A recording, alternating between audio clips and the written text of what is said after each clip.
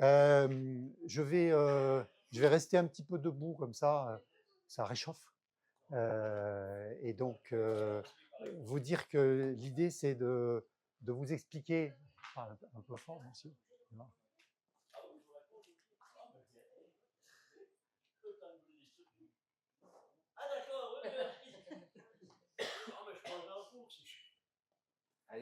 Voilà. Bien, donc bienvenue et puis surtout merci Frédéric pour cette organisation comme du papier à musique. Et puis surtout, je trouve que c'est vraiment chouette d'avoir des élus, des collègues des CDG et pas que des directeurs ou directeurs adjoints. Et pouvoir échanger comme ça, c'est le retour d'expérience. Je crois qu'on en a besoin.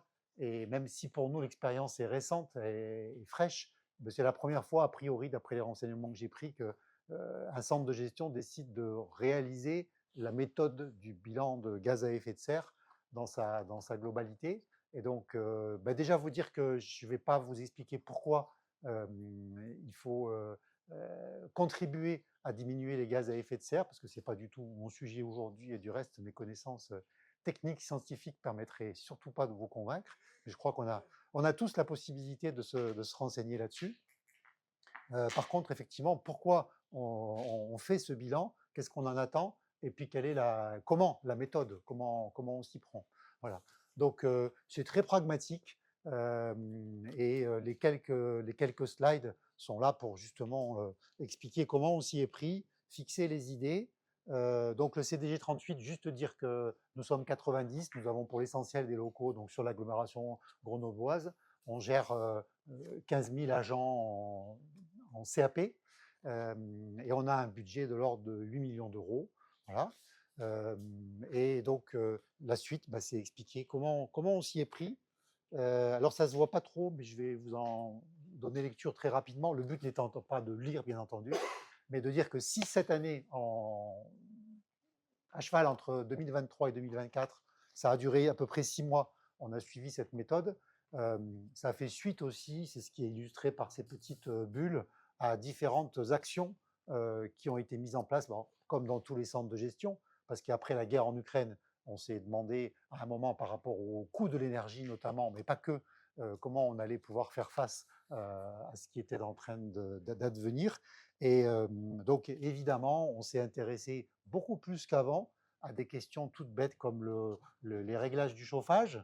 Bon, il fait encore un peu froid parfois l'hiver dans le département de l'Isère. On a la chance d'être accordé au chauffage urbain, donc les coûts sont quand même très limités, très mutualisés. Et donc, voilà, c'est un grand classique, comme ça coûte pas très cher, on ne fait pas attention.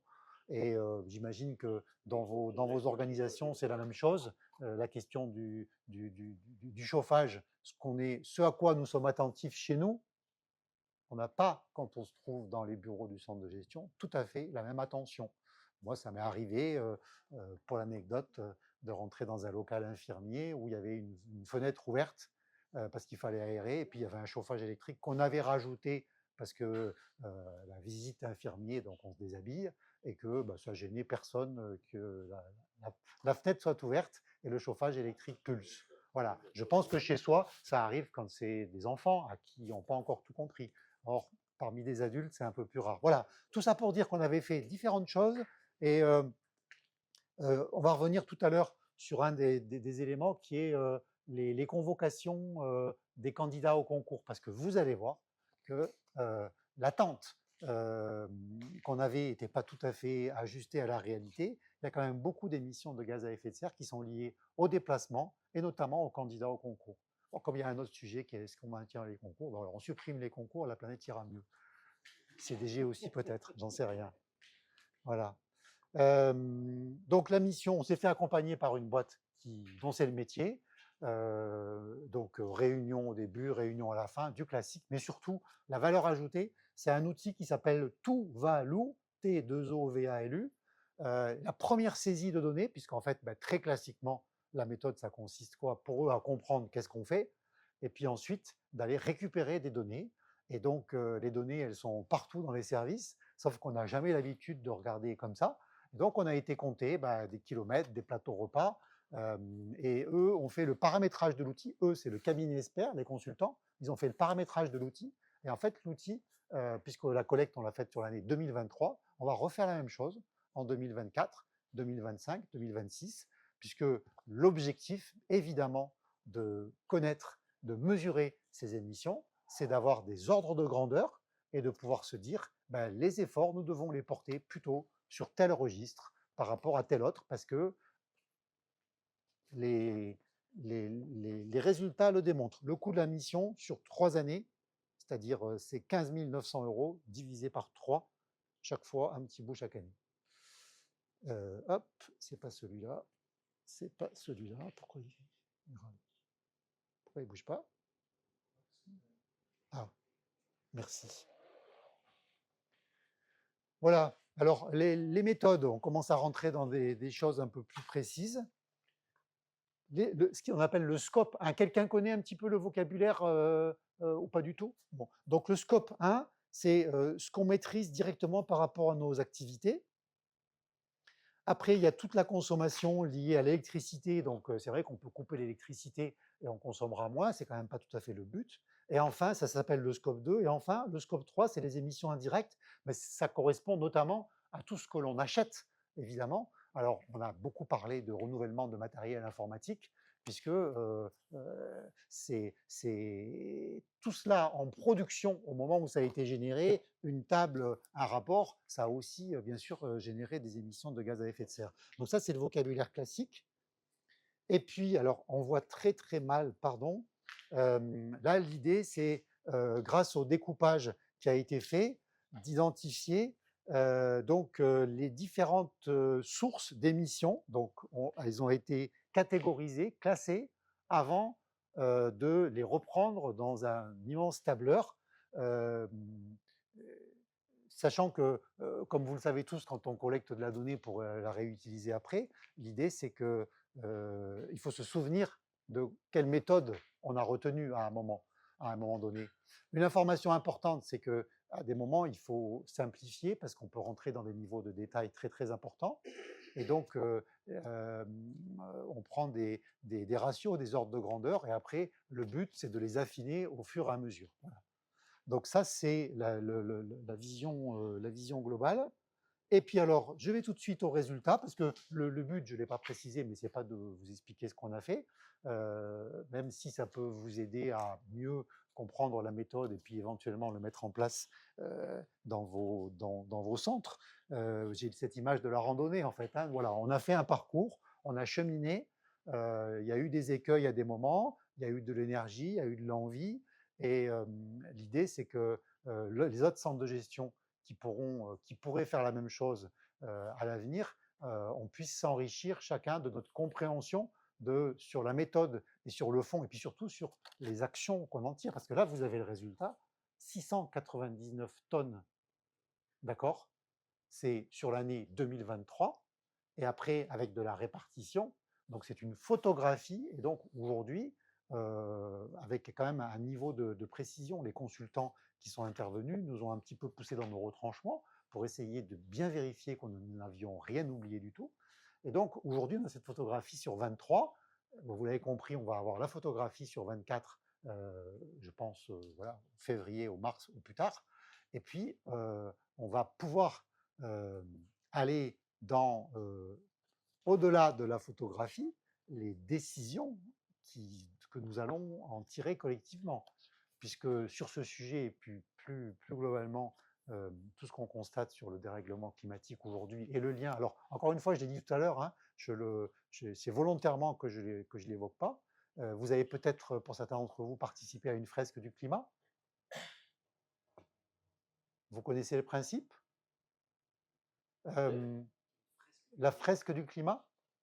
Donc, l'idée, c'est une animation collective. Ça existe depuis 6 ou 7 ans.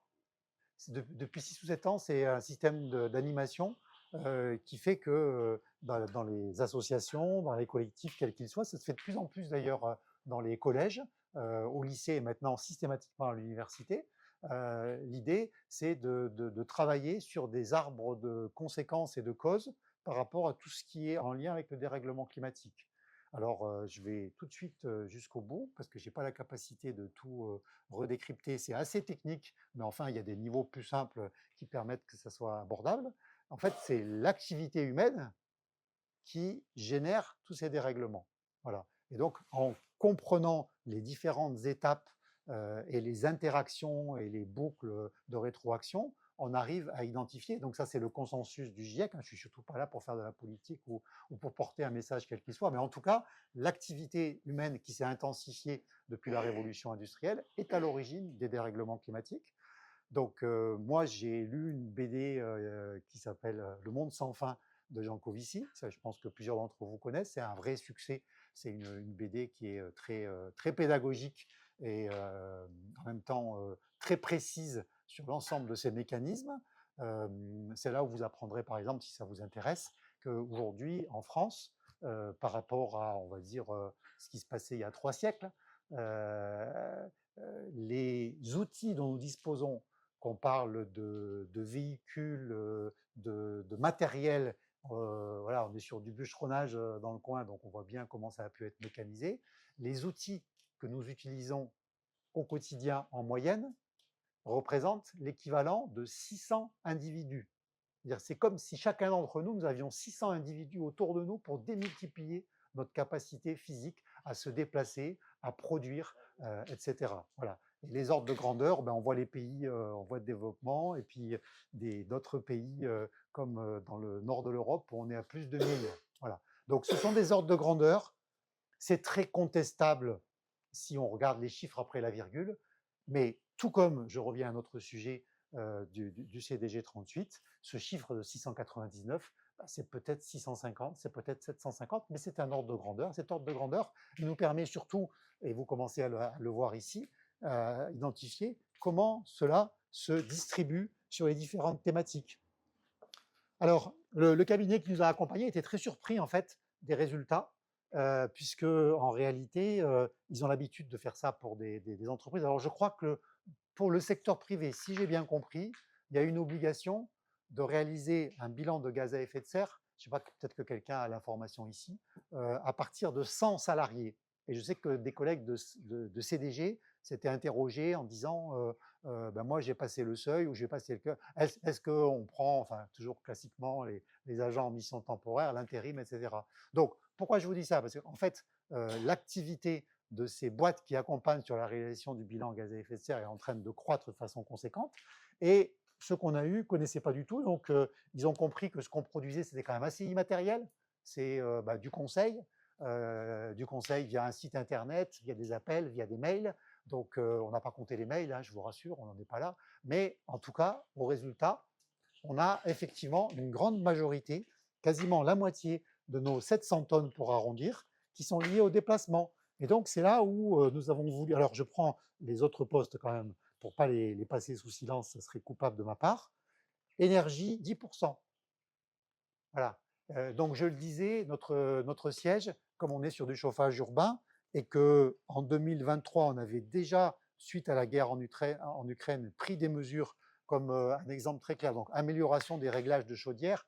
Bon, encore une fois, c'est des choses assez classiques, mais on ne le faisait pas parce qu'on disait on est sur le chauffage urbain, donc bon, finalement, à quoi ça sert? Ah bon, le démarrage le lundi matin, la coupure du week-end, oui, bon, voilà. Bon, quand on regarde de plus près, mais on le sait tous dans nos organisations, on apprend, on découvre des choses et on peut ajuster. L'autre élément que j'ai souhaité mettre en place, et on peut échanger là-dessus parce qu'on va parler de télétravail, un sujet de management, mais aussi un sujet sociétal par rapport à ces déplacements que l'on peut éviter. Donc, de mémoire, les agents du centre de gestion de l'Isère font en moyenne, pour venir au centre de gestion, à peu près 45 km. Aller-retour, en moyenne. C'est élevé, tu trouves aller-retour. Aller-retour, 22,5. C'est assez élevé. Voilà. Alors, c'est lié à quoi? J'en sais rien. On a été un petit peu aidé parce qu'en même temps qu'on a fait cette étude, on a eu par notre autorité organisatrice des transports en commun la possibilité de faire un questionnaire beaucoup plus détaillé sur les déplacements. Voilà. Puisque évidemment, la moitié quasiment des 48%, ce sont les déplacements domicile-travail. Voilà. Donc, le sujet télétravail, depuis la crise sanitaire, fait qu'il y a eu effectivement beaucoup de débats entre encadrants notamment, avec les équipes, du genre, bah oui, bah Frédéric, pendant la crise sanitaire, on était tous en télétravail, donc pourquoi vous voulez pas, j'ai un peu freiné pour passer de 1 jour à 2 jours, mais on y est arrivé quand même parce que je voulais que l'on pèse tout cela. Et donc, bien sûr, quand on parle de gaz à effet de serre, ah ben oui, ben c'est très simple en fait. Pourquoi vous nous embêtez à faire des réunions où on doit sortir des kilomètres dans tous les sens? Il suffit que vous nous autorisiez à faire 3 jours de télétravail par semaine, et puis on va arrêter de polluer la planète, Frédéric. On va s'y prendre comme ça. Oui, mais il y a un autre problème avec le télétravail. Allez-y. Ce sont les ondes qui nous traversent dans le corps. Et ça, on n'en tient pas compte. Les ondes. Les ondes magnétiques, plus on va faire de télétravail, plus on va être perturbé par parce qu'on est devant un ordinateur et parce qu'on prend tout ça. Pour envoyer les données, ça passe. Oui, oui, oui.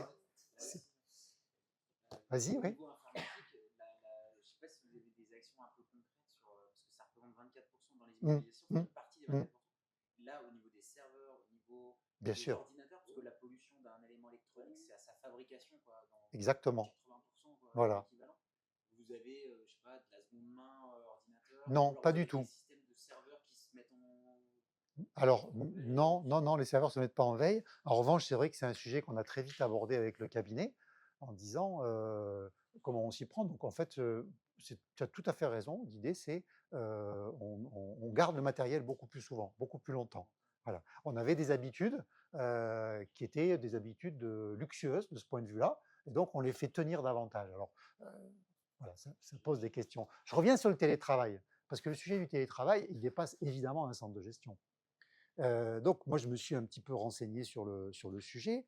Le débat, c'est le suivant, finalement. On a des mètres carrés qui sont chauffés, je parle de l'hiver, on n'a pas de clim l'été. Hein. Pourtant, à Grenoble, pourrait être nécessaire. Bon, je ferme la parenthèse.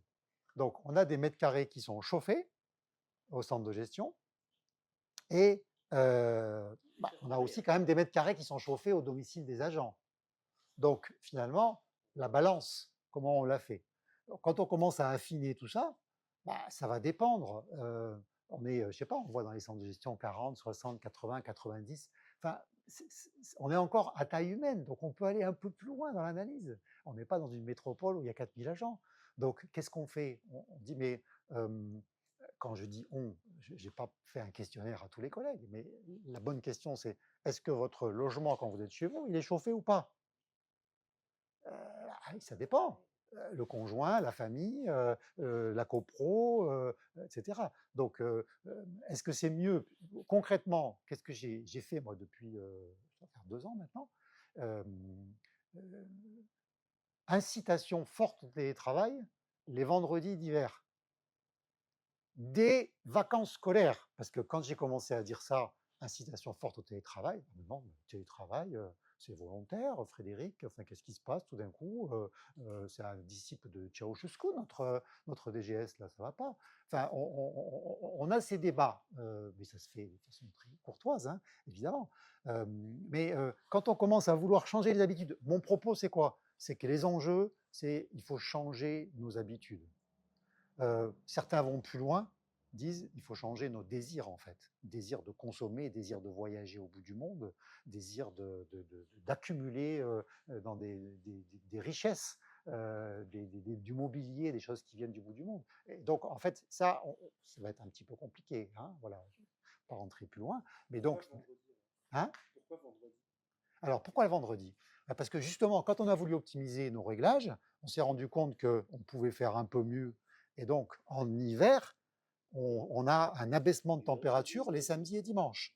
Et donc, on se dit, finalement, quand on regarde bien, je ne sais pas dans vos centres de gestion comment ça fonctionne le vendredi, mais bon, entre les systèmes d'aménagement du temps de travail, les systèmes de télétravail, le fait que de temps en temps, on pose une demi-journée, déjà, les vendredis, en général, il y a quand même moins de monde que les autres jours.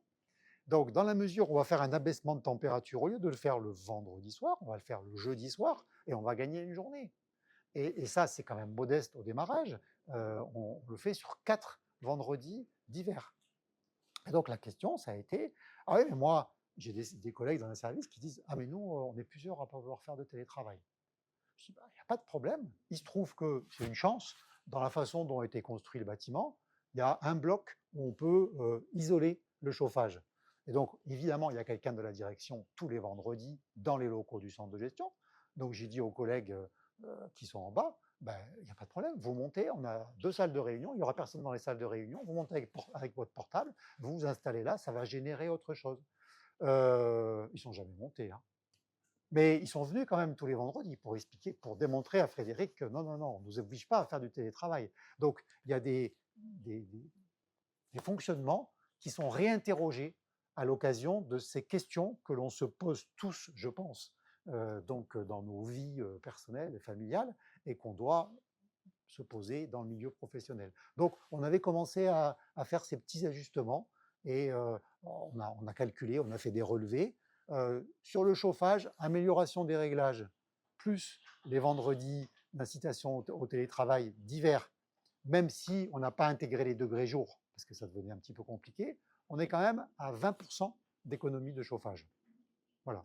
Bon, ça commence à être significatif. Et après, ce qui est intéressant, c'est qu'on regarde les 20% de quoi?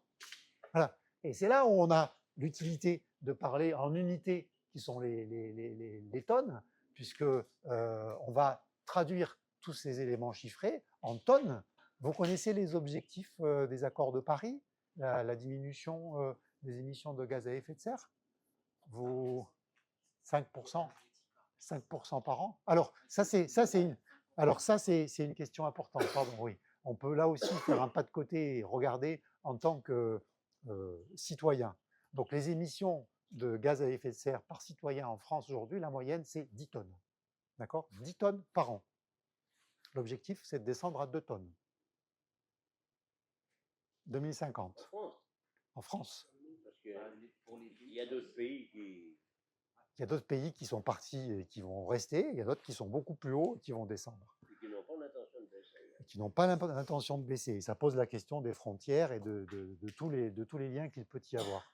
Donc, je reviens au centre de gestion. Enfin, je regarde l'heure aussi, pardon. Je reviens au centre de gestion. Donc, globalement, l'idée, c'est de diminuer de 5% par an. Donc 700, 5%, 35 tonnes. Chaque année, il faut réduire de 35 tonnes. Hein. Donc enfin, il faudra arriver normalement en 2030 aux alentours de 400 tonnes. Ne me demandez pas qu'est-ce qui se passe si on n'y arrive pas. On connaît tous ici les lois, les incitations qui sont des papiers et qui volent, et qui évoluent au gré des gouvernements et des orientations des uns et des autres. En tout cas, l'idée, c'est d'avoir, et là je vais lire mes notes parce que j'ai refait mes calculs hier de façon à pas trop dire de bêtises.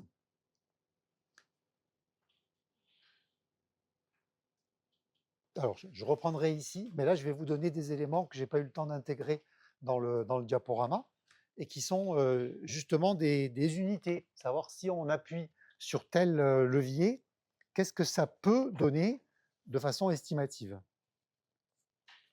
Alors, au début, quand on a commencé à parler de ça au centre de gestion, il y a des collègues qui ont dit « mais pourquoi on ne met pas des panneaux solaires sur le toit ?» Il se trouve qu'on a une toiture qui s'y prête bien. Donc, on a des devis, on a fait faire le boulot, on les a actualisés il y a quelques temps.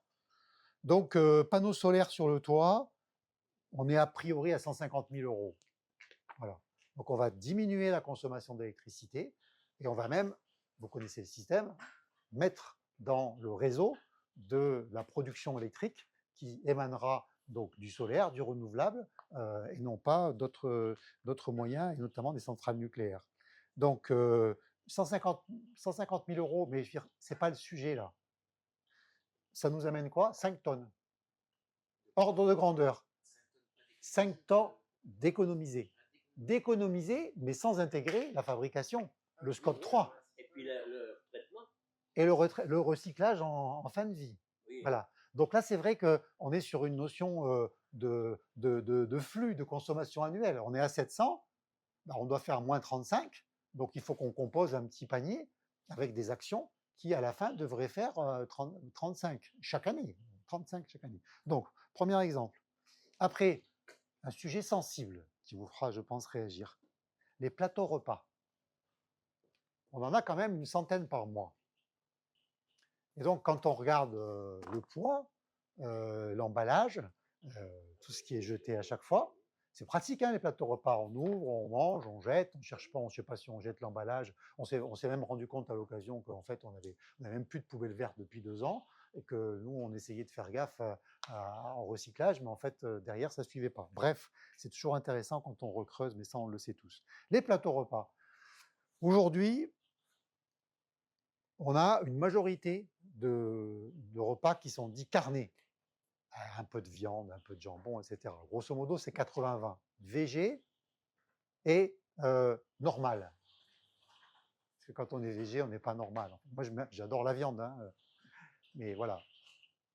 Donc, il suffit qu'on inverse la proportion. Il suffit que, tout est dans le il suffit que, on gagne 3 tonnes. Voilà.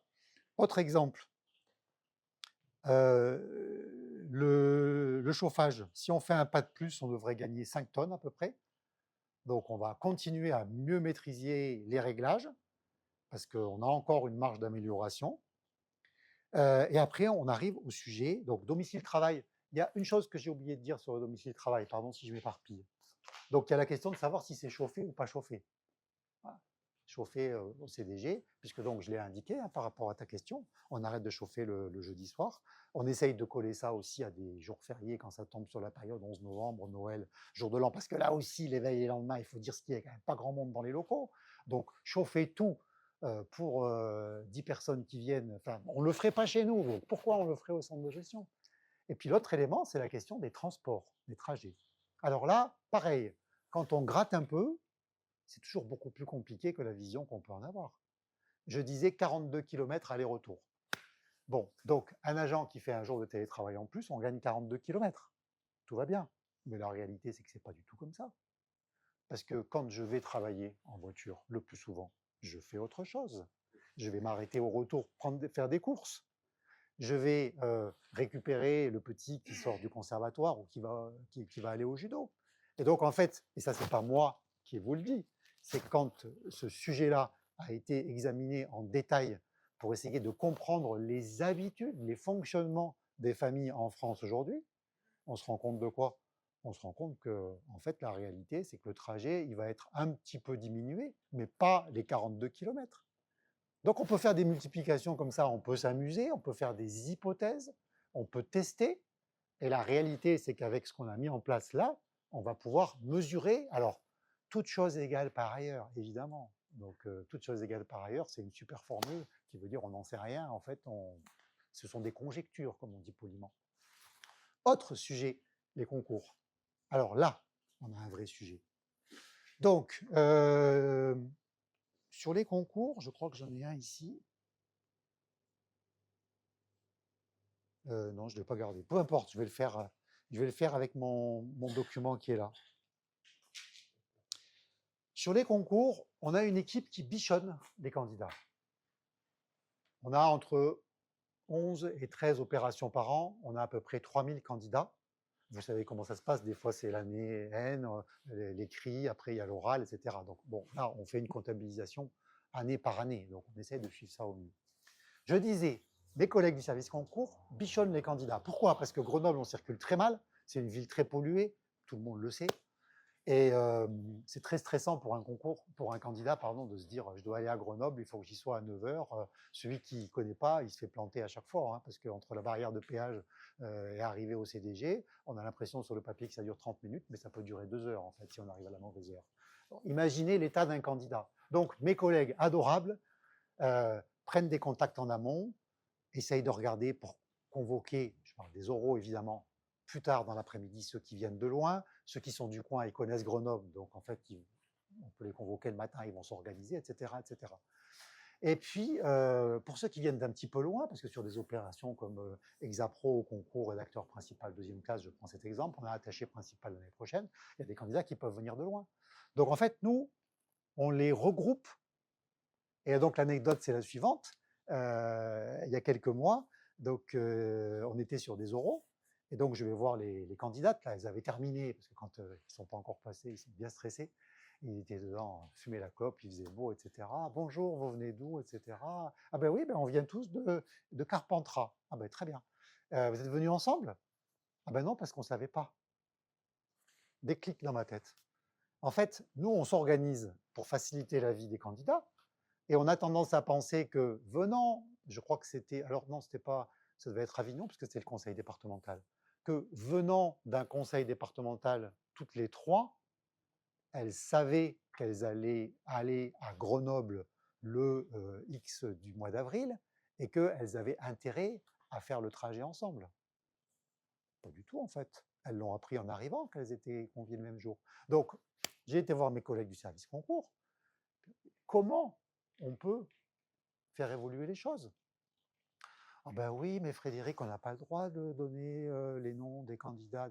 C'est marqué où ça qu'on n'a pas le droit de... Vous pouvez leur demander s'ils sont d'accord pour qu'on communique les éléments. Est-ce que certains centres de gestion font la même chose, organisateurs de concours? Parce que là, je parle tout seul et je suis aussi là pour vous écouter et pour entendre les bonnes idées. Enfin, c'est encore une fois, si on essaye de changer les habitudes. Alors moi-même, dans ma tête, j'ai passé des concours. Je me dis, mais est-ce que j'aurais envie de covoiturer avec 3 personnes? Il y en a peut-être qui ont envie d'être tranquilles, de se rendre compte que, oh ben merde, ils ont un bien meilleur niveau que moi, c'est même pas la peine que j'y aille, je suis écœuré, etc. Donc ça pose des questions qui concernent les candidats. Mais nous, en tant qu'organisateurs de concours, si on ne se pose pas ces questions, on est complètement à côté de la plaque. Parce que les concours, je disais tout à l'heure en rigolant, on va arrêter les concours. Hein. Moi, je fais le calcul suivant. Un jour d'oral, on voit à peu près 60 candidats. Si il y en a 4 qui covoiturent ensemble, on gagne 3 tonnes. Multiplié par le nombre d'opérations. Hein. Voilà, c'est juste une façon d'imaginer. 4 qui font 3 tonnes. 4 sur 60. Ça vaut le coup quand même. Ouais, ça vaut le coup. Parce que je donnais les ordres de grandeur tout à l'heure. 42 km pour un trajet domicile-travail. La moyenne des déplacements des candidats concours, vous savez comment ils font les candidats concours, il y a des taux de réussite. Hein. Donc en fait, ils vont venir dans l'Isère de façon très opportuniste et je serai à leur place, je ferai la même chose. Et je disais, ils viennent d'Avignon. Ils disent, voilà, les concours, vous savez comment ça marche, ils sont tous faits le même jour. Donc pourquoi j'irais plutôt ma carrière, mon concours versus polluer la planète? Ben, il y en a quand même d'autres qui la polluent, les Elon Musk et compagnie, donc on s'en fout. Hein. On s'en fout, c'est pas le sujet. Donc voilà, dans notre responsabilité au centre de gestion, quelle image on se donne, de quel levier on dispose et comment on avance. Voilà les différents exemples que je voulais vous donner.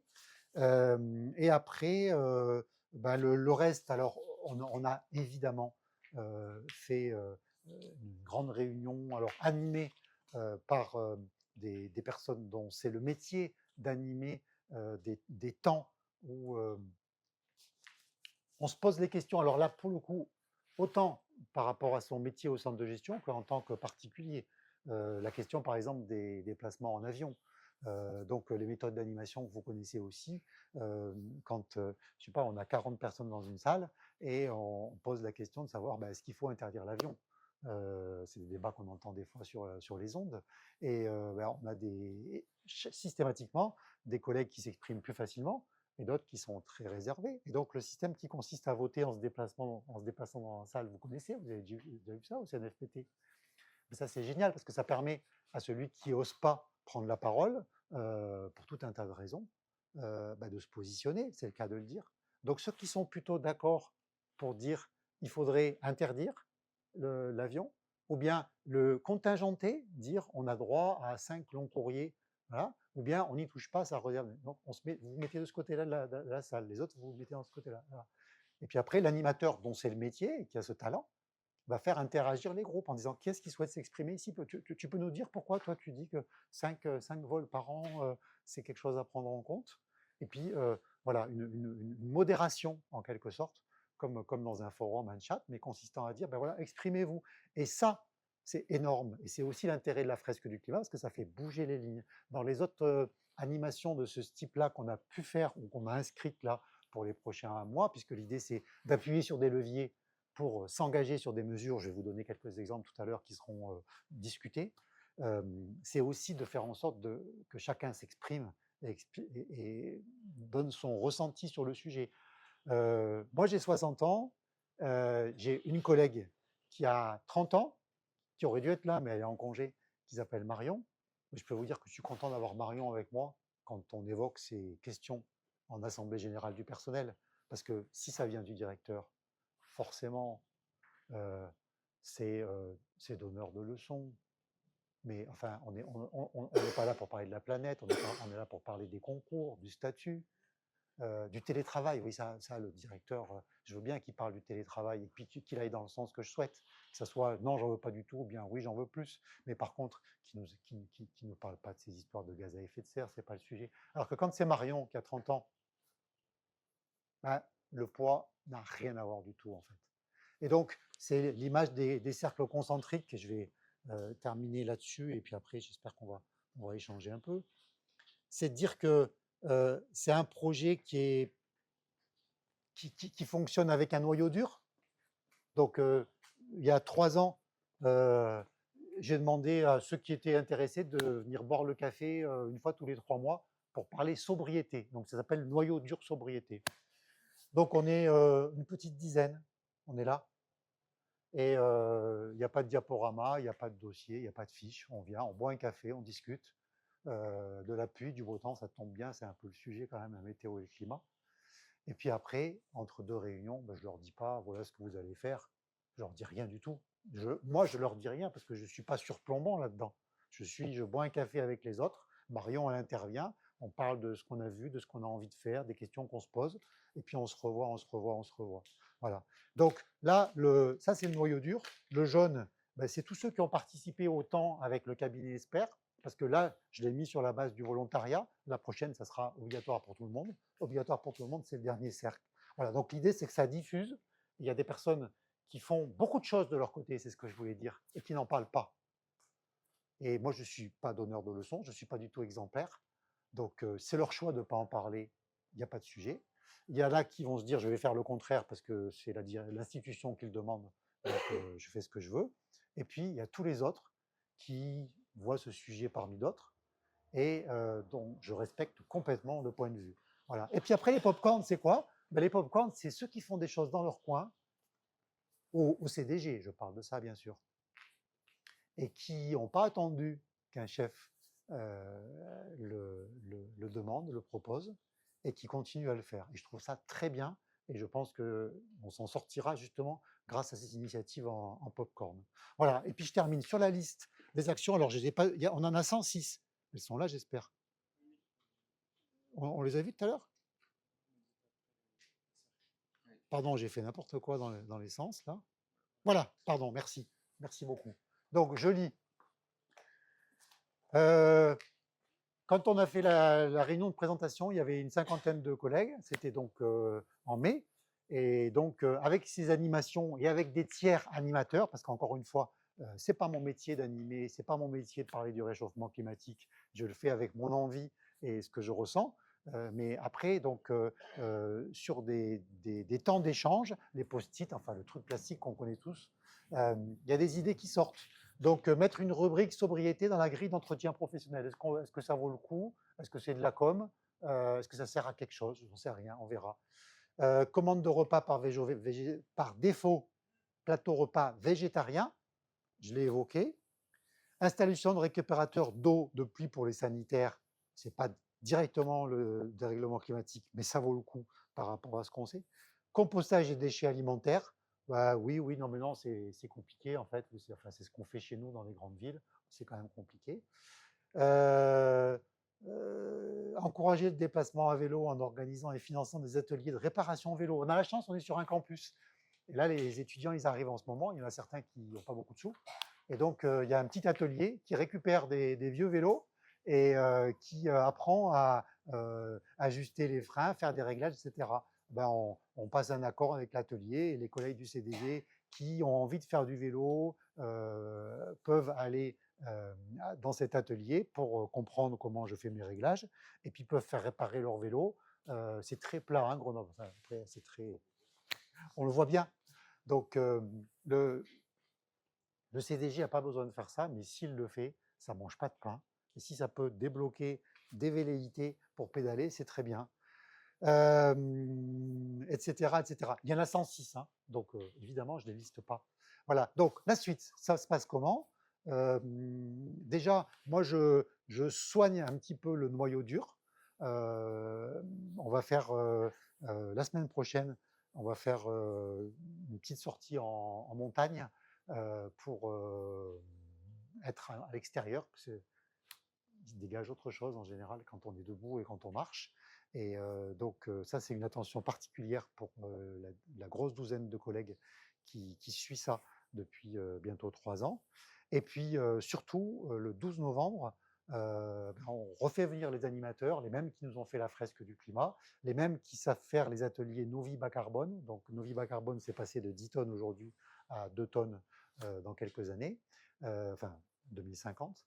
Et puis, on va sélectionner parmi les 106 actions, mais cette fois, ce qui n'est pas encore prêt aujourd'hui, avec chaque fois la correspondance en tonnes gagnées. Le but étant d'arriver à 35. Et le but étant d'en retrouver un peu pour l'année prochaine aussi, parce qu'encore une fois, chaque année, il va falloir gagner 35. Voilà l'essentiel de ce que je voulais vous dire. Je ne sais même pas à quelle heure on a commencé. Et ben voilà, donc maintenant j'arrête de parler et je peux rajouter des éléments. Oui. Oui. Oui. Oui. Oui. Comment ils réagissent les gens qui sont plutôt climato-sceptiques à cet outil-là? Je ne l'ai pas fait, hein, mais je connais le principe. Mais comment c'est les plus sceptiques, est-ce qu'ils ont quand même adhéré à ce qui est en fait de l'information? Parce qu'en fait, si on manipule des informations là-dedans, il y a toujours eu des grosses réticences ou c'est un truc qui est assez ludique pour voilà, juste ouvrir les esprits, c'est pas pour ça qu'ils vont... Non, l'intérêt, Frédéric, l'intérêt c'est le suivant, c'est qu'on se met sur une table qui est à peu près grande comme ça. Pour bien faire, on est 6. Donc ça marche comment? C'est des petites images en format carte postale avec un recto et un verso. D'accord? Donc il nous montre que les images, il n'y a pas de texte, il n'y a pas d'explication. Et on prend les cartes, et on discute entre nous, c'est ça qui commence à répondre à ta question. Et il faut classer qu'est-ce qui est cause et qu'est-ce qui est conséquence. Ça part de la fonte des glaciers, ça va jusqu'à l'immigration, comment on dit, l'immigration climatique. Voilà. Et donc, en fait, c'est des images très simples et il faut se mettre d'accord. Le début, c'est quoi? Et la fin, c'est quoi? Et après, on monte. Si c'est plutôt dans les causes, on met de ce côté-là. Et si c'est plutôt dans les conséquences, on se met plutôt. Et puis entre les deux, il y a des choses, comme je disais, des boucles de rétroaction. Et donc là, il y a un animateur qui tourne. Et ce qui est très important, c'est que c'est les collègues entre eux qui discutent. Et qui disent: ah, toi, tu le mettrais là? Ah, moi, je pensais que c'était plutôt ici. Alors, il y a une version adulte et il y a une version école primaire. Hein. Donc, autrement dit, quelqu'un qui a une bille en sciences comme moi arrive quand même à suivre. Donc, tous les collègues, alors moi, je vous disais au début, on a les ingénieurs, médecins, ils vont arriver, ils vont dire: ah, mais attendez, c'est là, je vous explique tout ça. Pas du tout, en fait. C'est complètement à plat. Les uns à côté des autres, on discute. Et puis après, il y a l'animateur qui passe et qui dit: ah, on peut discuter de ça, pourquoi vous l'avez mis là, etc. Donc, c'est comme dans la vie de tous les jours, on s'influence mutuellement dans ce qu'on écoute et quand ce n'est pas descendant d'une autorité. Voilà. Après, il y a certainement ceux qui sont complètement, comme tu disais, climato-sceptiques, mais qui ne l'ont pas exprimé. Mais des fois, ça se voit sur le visage, mais ce n'est pas grave.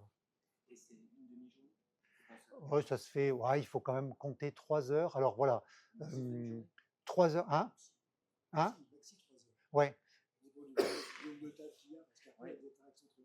Alors, tu l'as vécu aussi? Tu veux en parler? Ouais. Moi, ce que j'ai noté, c'est que il y a quand même la question de la gestion des émotions derrière. Hein. Parce que non, mais une prise de. Ah oui, ah, complètement. Hein. Moi, j'ai vu des collègues changer de couleur. Hein. Sur des sujets tout bêtes, manger de la viande, prendre l'avion. Hein?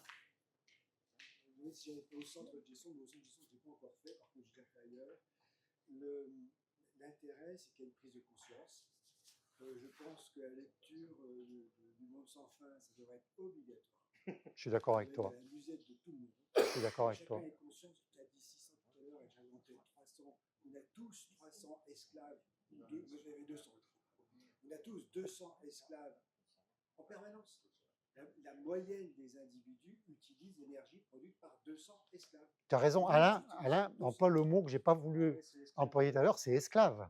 C'est-à-dire c'est des individus, mais en fait c'est des esclaves.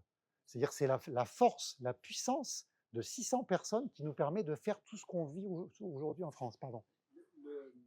On peut prendre conscience de choses incroyables comme grimper un col avec un vélo quand on est un champion cycliste, ça produit à peine assez d'énergie pour moudre des légumes de la soupe.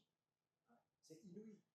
Donc la puissance développée par les énergies fossiles est absolument pas facile à remplacer. À remplacer. Et s'il fallait aujourd'hui remplacer avec des éoliennes la consommation d'électricité en France, il faudrait mettre un poteau ou une éolienne à chaque kilomètre. Ça c'est un quadrillage d'1 kilomètre et partout, qui est évidemment impossible. Donc il n'y a pas d'autre solution que de réduire la consommation. Il n'y en a pas d'autre.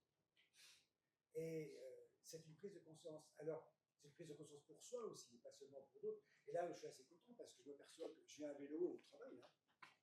Donc, je fais aménager un box de voiture qui est aménagé pour le vélo, chargé. Donc, je ne suis pas seul, il y en a d'autres. Ah, un vélo électrique. Assistance électrique, évidemment, parce que vu mon âge, c'est normal. Et puis en haut, sur le plateau. Oui, en plus, je suis sur le plateau. Je fais 3 km 5 comme ça, Ah, je sais pas, 3 km 5 comme ça. Il y a un beau dénivelé. Et d'autres le font.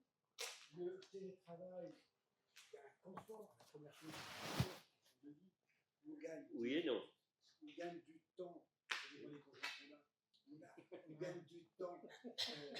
Et donc, c'est déjà un confort. Si je passe 1 heure sur la route et 1 heure quand des collègues viennent du nord de Metz pour se rendre à Nancy parce que c'est des kilomètres, franchement, en plus, c'est stressant. Beaucoup de voitures.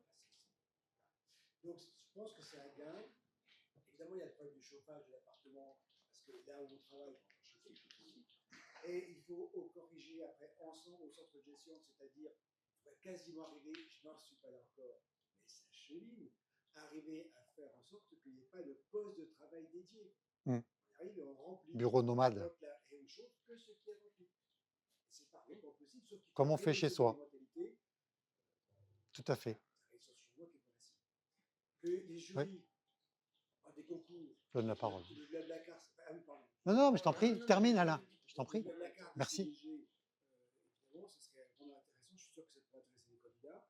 Mais nous-mêmes, des choses qu'on peut faire. Oui. Le jury, qu'on peut faire en visio. Plein de trucs. En plus, on a la chance d'avoir des candidats qui sont de plus en plus handicapés, qui ont donc des restrictions et on peut les interviewer en visio aussi, avec un certificat. Et les textes permettent. Désormais, les textes permettent. On a déjà aujourd'hui des moyens de faire des choses. Après, tout ce que tu as. Après, les plateaux repas, oui, on est livré aussi par des gens qui livrent à vélo, assistance électrique. Mais une remorque, donc, nous livrer ces plateaux repas. Bien sûr. Alors, pas des plateaux repas, c'est des bocaux. Des repas avec ces bocaux. Mais je ne pense pas qu'on arrive à 35 tonnes par an. Non. Besoin de 10 tonnes à 1 tonne 9. Là, tu l'avais, toi, l'ordre de grandeur, tu t'étais posé la question pour ton centre de gestion, puis après, je laisse la parole aux collègues, des 700. D'où on part, en fait. Oui, d'où on part. Parce que moi, c'est ça la question de base. On part d'où? Et c'est la question sur le photovoltaïque. On met des panneaux solaires. Voilà. On met de la géothermie. Oui. On met des bornes électriques. Ouais. Voilà. Mais on consomme plus qu'on va produire. Après, c'est plus rentable. Il va falloir remettre des. C'est plus rentable. Ouais. Je t'en prie. Oui, donc votre démarche est très intéressante. C'est vrai qu'on se pose pas la question sur le bilan carbone, etc. Et je me demandais si vous élargissiez ça, si vous avez tout ce travail-là, si vous l'optimisiez dans le cadre, on parle maintenant de RSE, de responsabilité sociétale des entreprises ou des organisations. Est-ce que vous avez en projet de rentrer dans ce type de dispositif en disant, nous on est rentré quelque part par la petite porte environnementale et puis on va se poser d'autres questions sociétales et puis quelque part on va mettre en avant cette image du CDG. Par exemple, ça peut rentrer dans des arguments d'attractivité en fait au CDG. En disant, nous, voilà, on a une politique marque employeur, Tout à fait. on a une politique de responsabilité sociale au CDG, on travaille sur l'environnement, mais on travaille peut-être sur d'autres domaines. Est-ce que c'est une clé d'entrée que vous Non. allez par là? Non, moi je suis très, très pragmatique. J'ai souhaité qu'on aille vite pour faire le premier. Je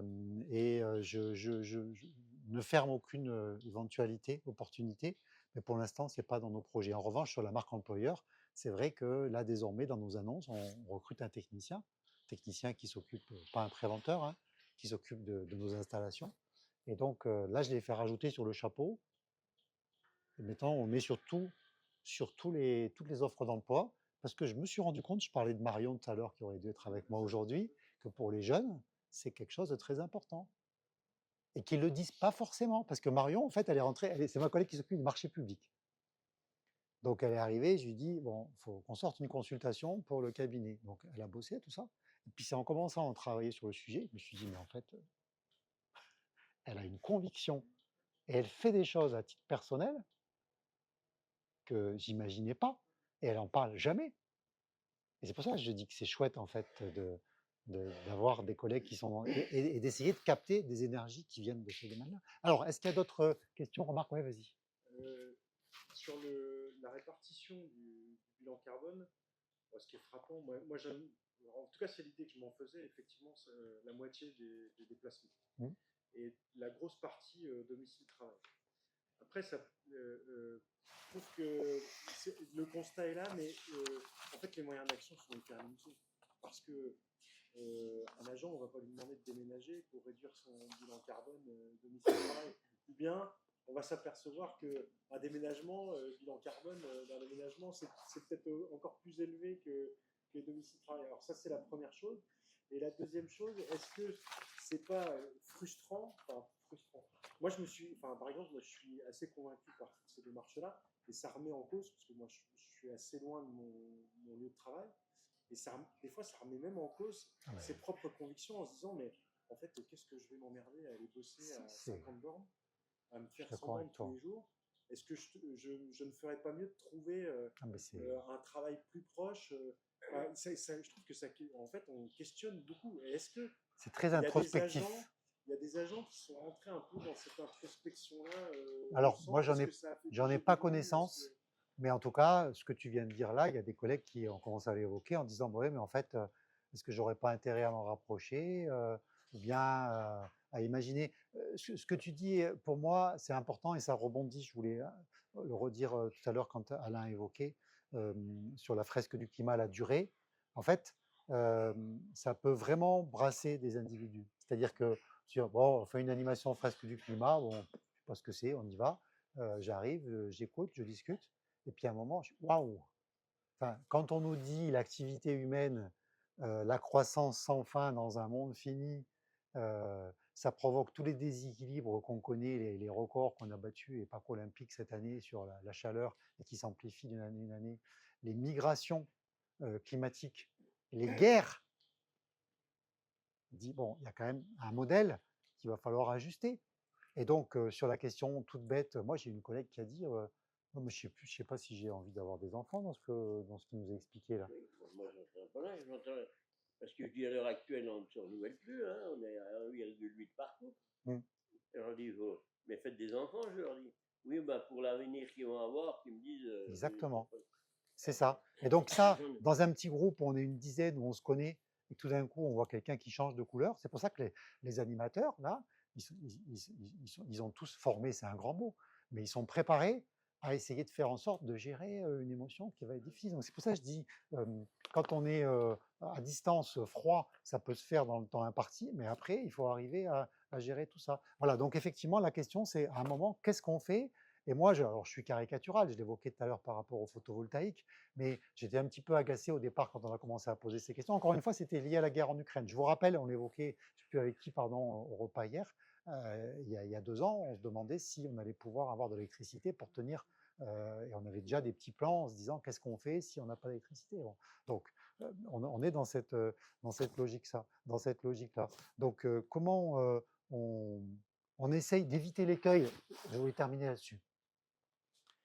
L'écueil qui consiste à dire c'est aux autres de faire. Ça s'appelle le triangle de l'inaction. Vous l'avez peut-être déjà vu. Pour moi, c'est celui dont je me suis servi et qui est le plus simple parce que j'ai beaucoup blablaté. Mais en tout cas, quand c'est résumé comme ça, je trouve que c'est très percutant. On a les foyers, on a les entreprises et on a la puissance publique. Et donc l'inaction, ça consiste à dire, ben, c'est pas moi, c'est lui. Bah, attendez, moi, vous voulez pas que j'achète un 4x4 qui consomme? Ben, il faut que la puissance publique interdise de fabriquer ou de vendre des 4x4 qui consomment. Bon, si on me propose, c'est qu'il n'y a pas de sujet. Bon, la puissance publique, on le sait. Philippe Seguin, d'ici, Philippe Seguin, qui disait moi, quand je suis arrivé au ministère, je me suis rendu compte que c'est l'impuissance publique, en fait. On est tout en haut, mais en fait, on n'a pas de prise. On sait pas. Donc, quand on est là, on essaye de faire passer des mesures, les gilets jaunes, on se fait engueuler, on se fait ramasser. Et donc, on dit, oui, mais c'est la concurrence, de toute façon, on n'arrive pas, c'est le marché, c'est le libre marché, on ne peut pas tout régler, les lois européennes, etc. Et puis, quand on est ici, on dit, bah, ouais, nous, on arrêterait de produire des 4x4 hein, s'ils n'étaient pas achetés. Donc, c'est eux qui sont responsables parce qu'ils nous achètent nos produits, et puis c'est eux qui ne nous interdisent pas. Donc, on tourne comme ça. Elle est bien, cette diapo, non? Elle dit beaucoup de choses. C'est aussi possible le prix du billet d'avion par rapport au prix du billet de train. Aussi. Ah oui, ça. C'est vrai que ça peut scandale. Ah, merci. De rien. Je voudrais rajouter aussi deux choses. La première, c'est par mémoire complète à autre chose. Le norme ISO maintenant, une certification à l'intègre. 14 000 et quelques. Ah, même la 9000. En fait, on va ISO devoir. 9001, elle Alors, de intègre. manière peut-être pas aussi. Ah, Comme non, on veut. non, mais Comme elle on veut. est- elle est Ça peut fleur. être jusque-là, ça peut être là. On met ça. Et deuxième question, le deuxième point, c'est que la neutralité carbone, c'est en 2050, parce que c'est ce qui est visé. Ça veut dire qu'on va faire plein d'efforts, et pourtant, ça va continuer à se dégrader jusqu'en 2050. Ça veut dire qu'il y aura plus de morts dans les inondations, plus de morts dans les incendies. En ce moment, à l'instant où se parle, il y a des inondations meurtrières et il y a des incendies meurtriers, en ce moment, sur la planète. Donc ça va forcément induire, tu l'as évoqué, de l'immigration, déplacement de population, pas qu'un peu. Et c'est pas parce qu'ils ont reculé de 20 km qu'ils vont rester là, parce que tout le monde va être poussé. Donc on va... Il y a une Et inertie. ça, on le verra, ces améliorations, On les verra pas. pas. On les verra pas. Pas nous, non? On les verra pas. Parce que c'est à partir de 2050 que ça va doucement s'améliorer. Ouais. Et ça, c'est très difficile à l'échelle d'un humain égoïste par exemple. On a une mémoire de poisson rouge. Je ne me souviens plus. La météo. Aujourd'hui, tu disais, ouais, il va faire froid. C'est l'air du Groenland qui arrive. C'est l'air du Groenland. Mais je sais pas, ici, là, on est le 13 aujourd'hui. On est le 12? Le 12 septembre. Je pense qu'il y a 10 ans, il faisait plutôt ce temps-là que ce que vous avez eu en juin, je ne sais plus quelle année. Enfin, je veux dire, la décennie, les évolutions, elles sont... Oui, en Isère, vous avez beaucoup de stations de ski. Il y a une grosse problématique. J'en parle pas. Bah, ça, c'est sur les pratiques.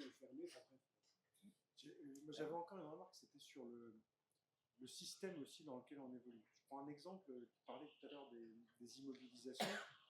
Par exemple, aujourd'hui, je trouve qu'en dans un bloc d'investissement dans un budget, on est forcé de renouveler du matériel par l'amortissement, par etc. Donc quelque part, on est... Oui, mais je veux dire, si tu provisionnes, d'accord. on provisionne, mais si on ne dépense pas l'investissement, on ne peut rien en faire.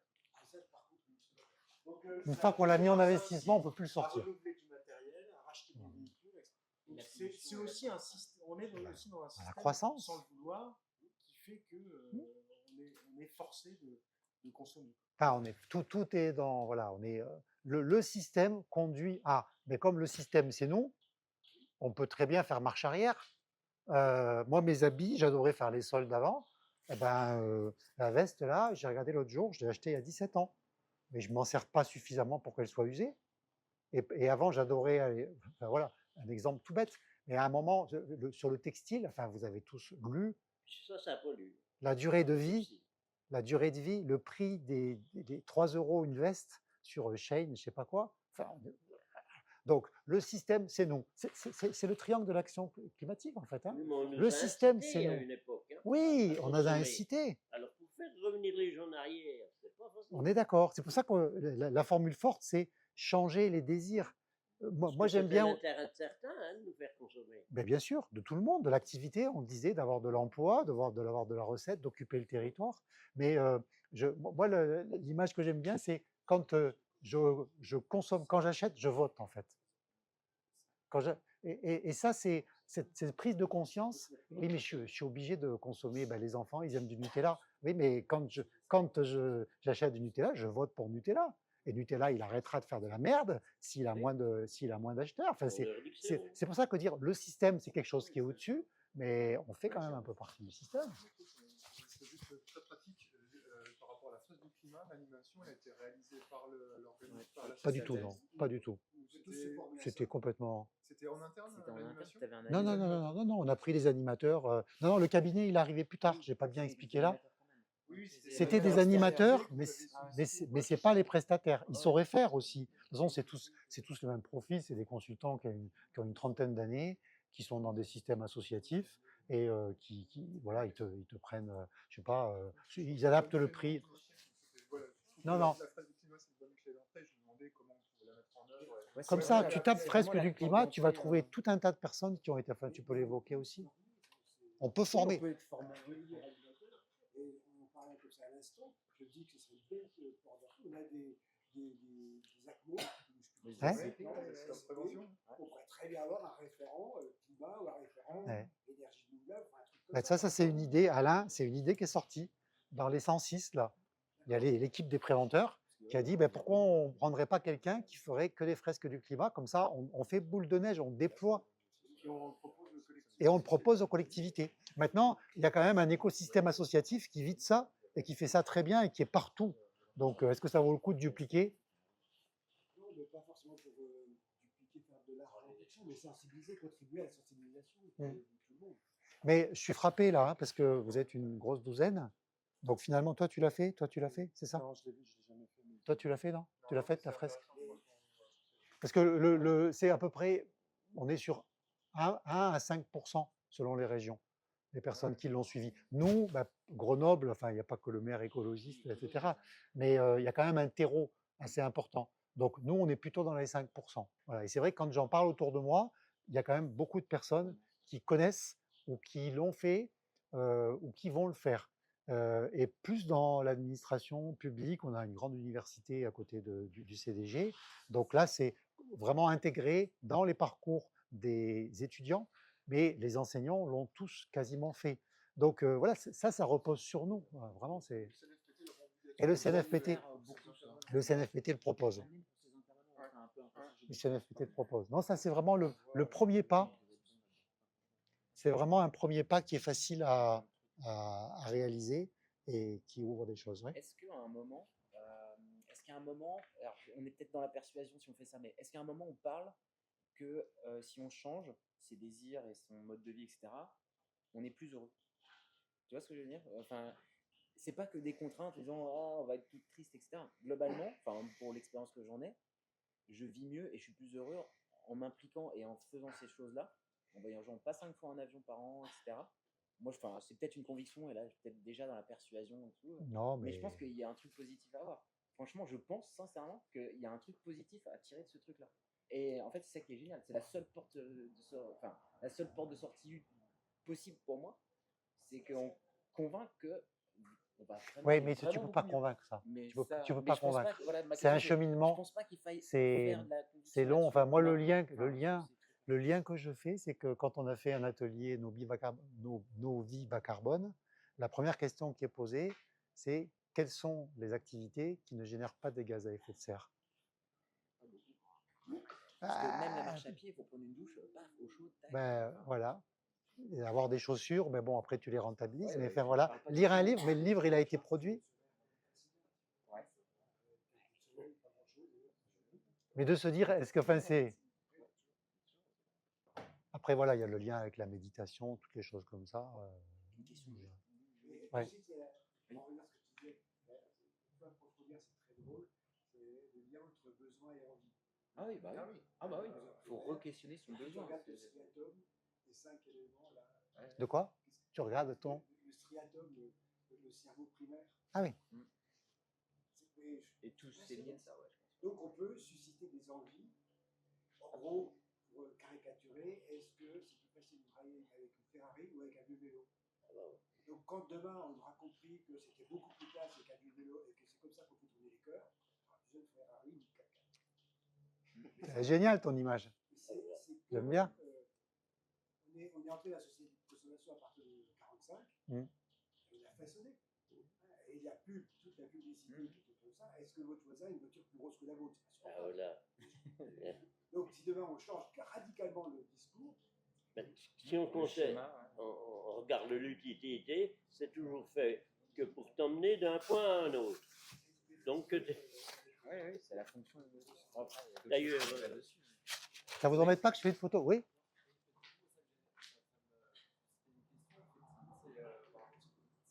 que la démarche du centre de gestion sur le bilan carbone, elle a généré d'autres effets? Ah ouais. Parce que si on parle du télétravail, ça a tout de suite fait positif, parce que on est là et on a la même chose. Ça doit amener des économies, en fait, ça a plein d'effets collatéraux.